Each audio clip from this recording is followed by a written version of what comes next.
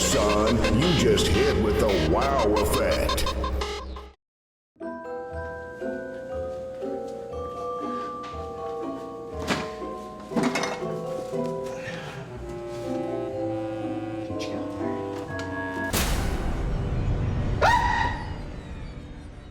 Oh, hey man, I didn't see you there. I was just getting some cobbler. Would you like it? You haven't paid rent in 6 months. You haven't made a review in 2 months. You continuously procrastinate, and I've had it directly up to my gullet with your fucking shit. So now where is the rent money? I'm sorry. I'm just not making enough money on Patreon. You're not making enough reviews to make money on Patreon, but don't worry, we're gonna fix that right now. I picked the next game for you to review. Crystal's ponytail? You're not serious, are you? Oh, you are. Like how serious? Like on a scale from 1 to 10? So like a 9? Gotcha.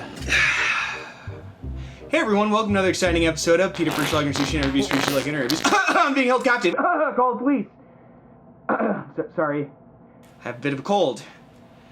Anyways, today I'm going to be reviewing Crystal's Ponytail. A game recommended for 4 to 7-year-olds. Boy, am I excited to be reviewing this game. Boy, am I excited to be reviewing this game!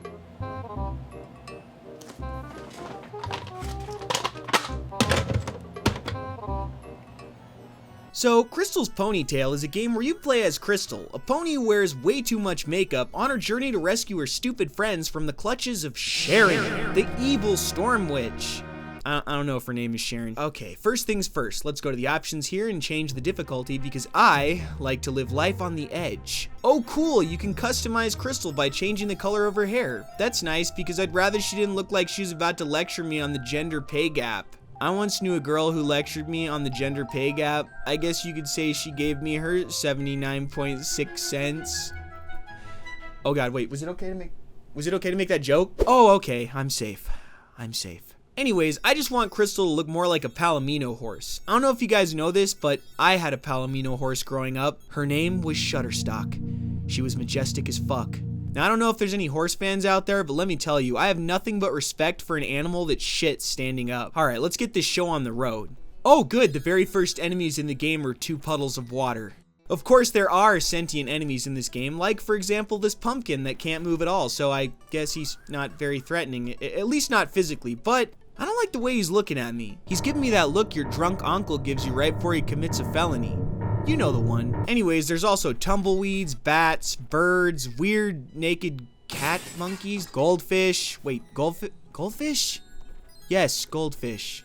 Look, I'm just gonna say it, dude. Goldfish are pussies. You ever fought a goldfish in real life? They're total pushovers. Literally some of the worst fighters on the face of this earth. In fact, they're so weak that I'm absolutely positive at least one person watching this video right now has accidentally killed a goldfish in their lifetime. It would require more energy to put on a pair of shoes than it would to kill a fucking goldfish. Anyways, the enemies in this game don't really do much. They mostly flounder around like assholes, spit, and throw shit at you. It's like you're walking through a fairy tale wonderland filled with a bunch of drunken, drugged out woodland creatures 3 weeks into a month-long bender. My question is, why? Why the fuck are all the creatures in Ponyland attacking you? Did the witch cast a spell on them too? I can't find anything that supports that claim, so then why are they doing it? Why is this fish spitting at me? Is there anything in this place that doesn't want to kick my ass? Oh God. God is dead, we killed him, he is gone, nothing left but the void, we are all alone. God is dead. This just raises more questions. The kind of questions you ask God, like, why, God? Okay, so the rape tree may have just given me a minor panic attack, but hey, at least there's fun gameplay elements to keep me entertained, like if you press a button when you're next to things, stuff happens sometimes. Oh wow, Wow, that's really exciting. Too bad there's no way to defend yourself from enemies. I mean, there are ways to defeat certain enemies, like you can interactively destroy this scarecrow somehow, and you can actively avoid enemies and obstacles throughout the game so you can play defensively, but like I said earlier, Crystal has no real way of attacking. She can't even kick, which is a real way horses defend themselves from predators and drunk idiots. Is the Second Amendment a thing here in Ponyland? Because I'm pretty sure if Crystal had an open carry, these goldfish would be having second thoughts about spitting at her. Then again, maybe not, because horses don't have hands or fingers, so they can't really use a gun effectively, which is good, because if horses could use guns, we would be the glue. Think about that, Fershlogner. Anyways, I suppose there's no real need for an attack since you can't die in this game, obviously, because that would be too much for a little kid to handle. You see, kids don't understand the concept of death, and that's why you have to watch them so closely, so they don't do dumb shit like stick a fork in an electrical socket or eat the family goldfish, which, by the way, is only possible because goldfish are weak and kids are dumb. The point is, how do you show a kid that they've failed an objective or failed to avoid an obstacle in a game when the main character has no health or lives? I mean, there has to be a penalty of some kind, and that's where the horseshoes come into play. In order to progress throughout the stages in this game, you need to pass through these giant electronic horseshoe doorways, and in order to do this, you need to collect a certain number of lucky horseshoes. Since you have no health or lives, getting hit by an enemy takes away a few horseshoes, and if you reach the end of a stage and don't have enough horseshoes to pass through the doorway, then you have to try again. It's kind of like a lame, drawn-out Sonic 2 bonus stage. You also need to collect keys to open chests that contain crystals that you'll need to use to free your friends from the witch's spell. And there are plenty of ways to get keys in this game. Almost anything you can interact with has the potential to give you a key, and you always know when you get a key because when Crystal comes in contact with one, it sets off a fucking flashbang grenade.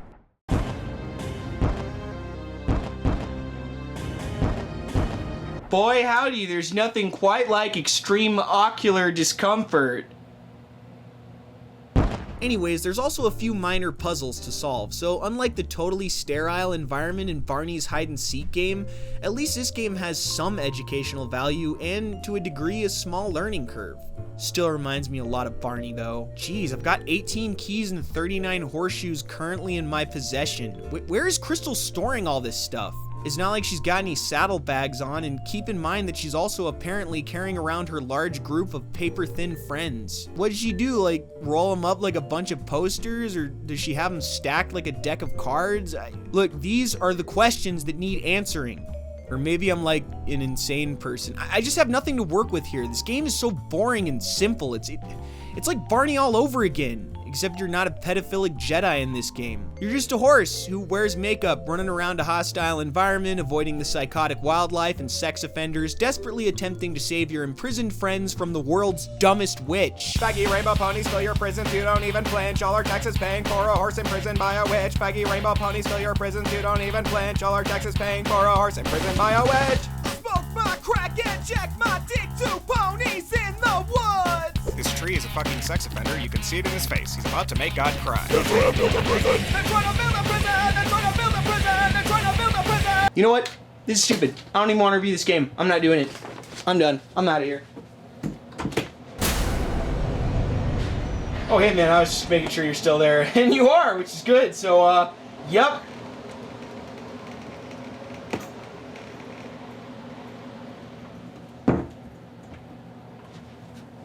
Alright, so what can I say about the story? Well, it doesn't make any sense. Let's break this down, shall we? Based on the information in the guidebook, it seems that Sharon the Storm Witch, depicted using shitty Microsoft clip art, woke up on the wrong side of the bed, and apparently her morning was so bad that not even a big cup of Folgers could stop her from kidnapping a bunch of ponies and imprisoning them throughout the land.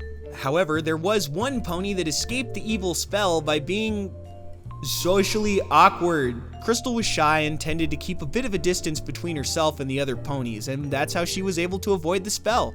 Thanks, daddy issues. This, of course, ruined Sharon's entire plan because Crystal, like all rainbow ponies, hates the private prison system, so naturally she's gonna try and rescue her friends. Boy, Sharon, you really dropped the ball on this one. I mean, you're a powerful storm witch. Why not just use your power to, like, kill the ponies? Look, I'm not advocating killing ponies here. I'm just saying, if you were an evil storm witch and you were getting sick and tired of all these rainbow ponies wearing eyeliner, running around farting all over your property, Why would you not just cast a spell that made them, like, you know, dead? Just do what Captain Schlong did in Watchmen. Just explode the ponies. Turn them into fertilizer. There are literally a million efficient ways to get rid of these ponies, but your solution was to make them paper thin and hide them in obvious places. You hid one of them in an open fucking tent with a light shining bright enough for there to be a visible silhouette of the pony through the tent during the daytime. And then you put a giant sign with a horse on it right outside. Sharon, are you for fuck right now? Look, there's legal ways to remove these ponies from your land, if it is your land, Sharon. If not, you really are just being an asshat and you're a totally unlikable person. You know, maybe if you took some time away from spying on others with your shitty little crystal ball, you wouldn't feel so jealous and paranoid. You've got powers that these ponies can only dream of. You got spells and potions, and all of these things have the potential to earn you copious amounts of money that you could use to invest in some land, or pay off your broomsticks, maybe get some plastic surgery to fix those fucked up teeth, get that wart off your nose. Look, all I'm saying is that with a little self-care, you could be a better hag. Oh yeah, I almost forgot to mention the fact that little Miss Stormwitch here can't fight for shit. Now, I'd like to imagine a fight with a witch would be pretty dramatic. There'd be spells and potions and green smoke and cackling, so let's see what a fight with a witch is like in this game.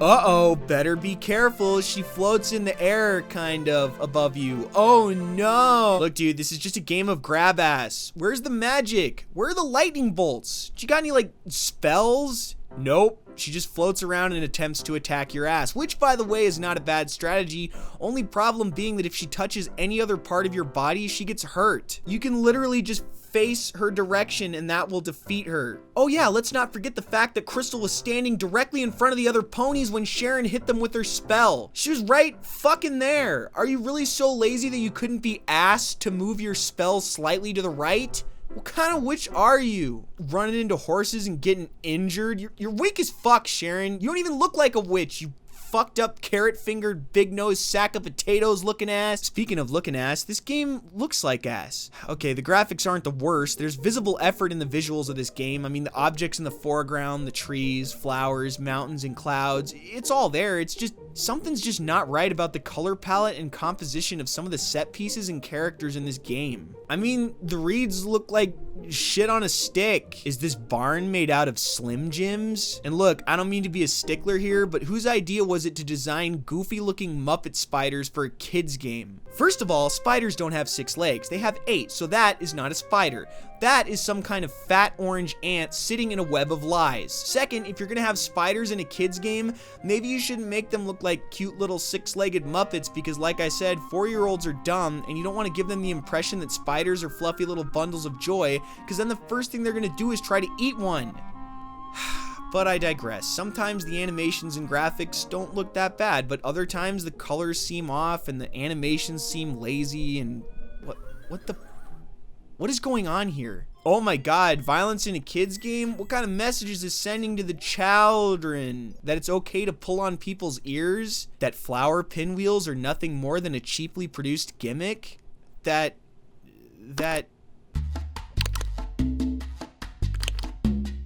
Well, I can't say for certain that this tiny stuffed bear is forcing the purple otter to go down on him, so I won't say that this tiny stuffed bear is forcing the purple otter to go down on him.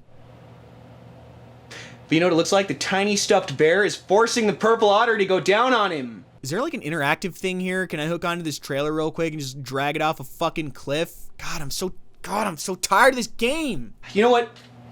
Fuck this game.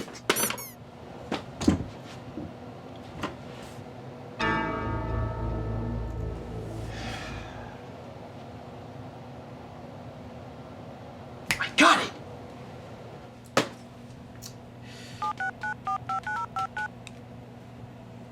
Hi, yes, I'd like to order a large pepperoni pizza.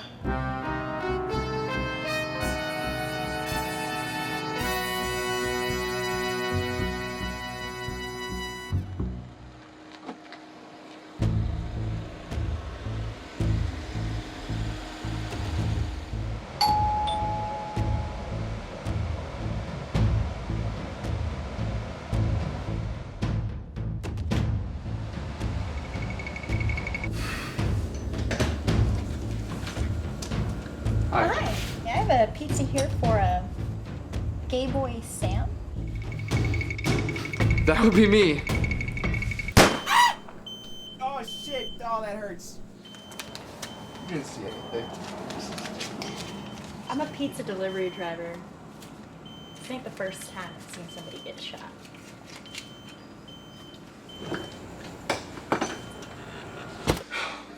Ooh. Well, Peter. You really shot me, dude! Yep. Time to go finish that review, Peter. No!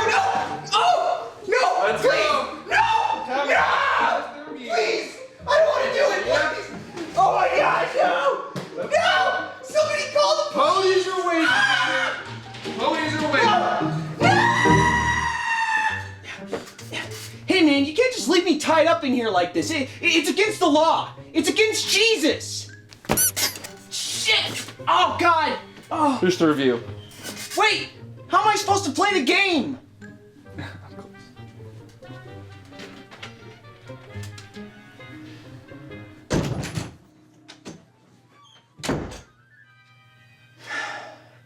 Okay, let's wrap this up because I am losing a lot of blood right now. So here we are in the end game, all ponies collected, ready to face the witch. Let's do this, Sharon. Oh, that's it?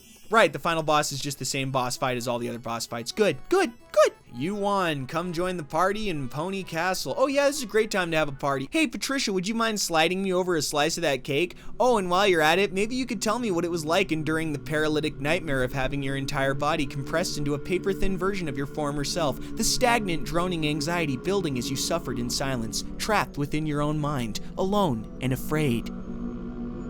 Oh, sorry, I was just trying to make some small talk. Anyways, is the cake strawberry? Because I am allergic. Okay, so it's pretty obvious how I feel about this game. I did not enjoy it. Probably because I'm not a 4 to 7 year old, but I think that if I had come across this game as a 4 to 7 year old, I still would not have enjoyed it. It's just not fun. I will say the graphics and animations are pretty okay. I didn't really mind the music because, as you know, I love a good 8-bit rendition of Dance of the Sugar Plum Fairy. Gameplay, however, was really, really boring, and the story was dumb. So I guess I'd have to give this game 1.5 creep trees out of 5. Now don't forget to like, subscribe, and leave a comment in the comments section below. And if you really enjoy these reviews, please consider donating to my Patreon so that I can afford to have the bullet removed from my leg. And now it's time for Comments with Peter, the part of the show where Peter reads your stupid fucking comments.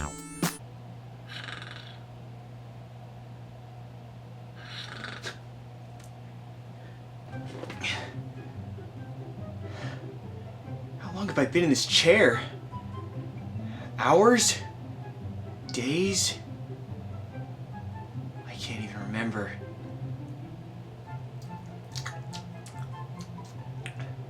I'm so thirsty.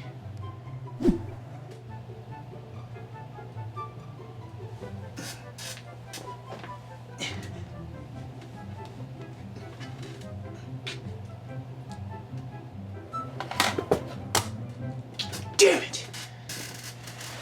Well guys, I got some good news and some bad news. Bad news first, as is tradition. I won't be reading your comments today because I don't have my phone on me and I can't get out of this fucking chair. But the good news is, I now have a Discord! Now, there are 3 main reasons I want you to join the Discord. Reason number 1, the Discord will alert you anytime MrBaffaCake posts a new video, which is good because YouTube is absolute dog shit when it comes to alerts. Did you hear that, YouTube? I'm using your shitty platform to tell people how shitty your platform is. Talk about irony. Reason number 2, it's a good place to go and meet other fans of my terrible internet show. And reason number 3, there's a section for waifus. One disclaimer, I'm not a big fan of censorship, but there are rules, so try your best not to be an asshole and don't do illegal stuff. Also, remember that this Discord, just like Patreon, is optional, and if you don't enjoy the Discord, you don't have to be a part of it. It's just a nice little hub for the fans, and I hope you all enjoy it. And if you do, remember to thank this gentleman right here and the others who helped make the Discord that they gifted to me. This was clearly a labor of love, and I really appreciate the effort. So if you guys want a nice little place to hang out and talk, maybe post offensive shit that's probably gonna make me look like an asshole, head on over to the Discord. Now, Just because I'm not reading comments this time does not mean that Comments with Peter is going away. I promise you I will be reading your comments again as soon as I get out of this fucking chair. Sam, you can let me out of the chair now. The review is done.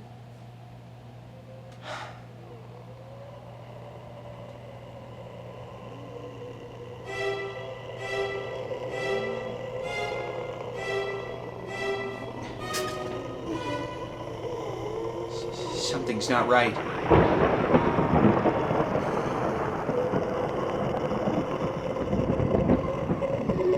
Dude, get me out of this fucking chair! Will Peter die to death? Find out on the next episode of Peter...